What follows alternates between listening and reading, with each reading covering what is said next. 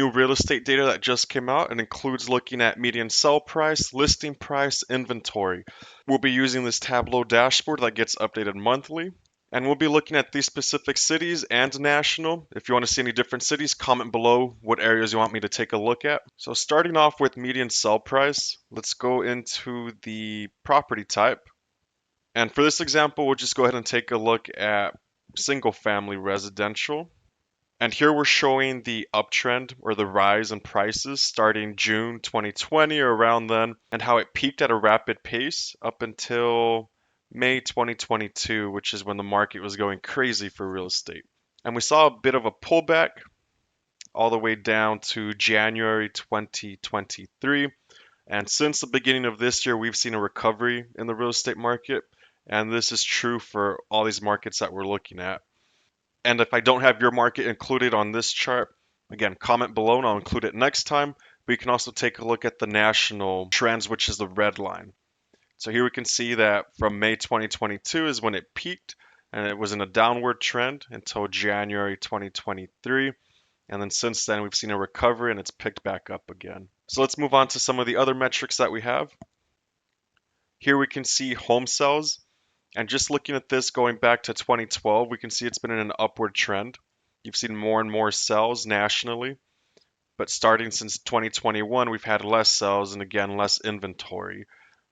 And that could be because of COVID. During COVID, people didn't want to sell their houses because they were afraid of COVID. They didn't want to interact with the public and they weren't too sure about the economy. And now it's a lot of people with the lock-in effect where they have the low interest rate locked in and they can't find a better house for a better deal. So they're staying put where they're at. Next, let's take a look at new listings. So similar story with the new listings where current years and current months aren't comparing with what we had in the previous years, including the seasonal trends that we see in most years. Next, we have inventory. And this is a great chart looking at inventory.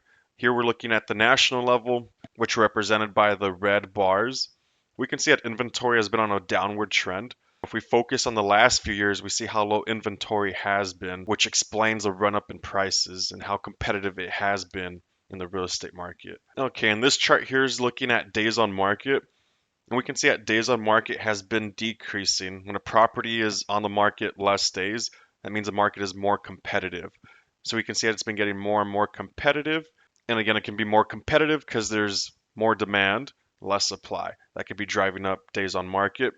And we can see that days on market was increasing and peaked around January, February for most of these markets that we're looking at. But again, days on market is starting to drop again, meaning that it's getting more competitive and buyers are looking to buy. Another chart to look at is sold above list. So here we're looking at the percentage of the properties that sold above asking price.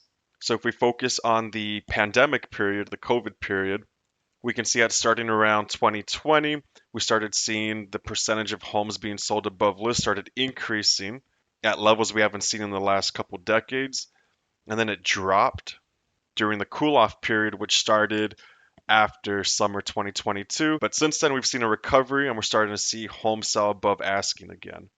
At a national level, about 38% of the homes are selling above asking price, and in more competitive markets, for example, Boston, 66% of homes are selling above asking price. And that's it for today. Quick short video. Again, if I didn't cover your market, make sure to comment below which market you're in, and I'll either comment with a reply which data you're looking for, or I'll try and include it in the next video if it's a big market.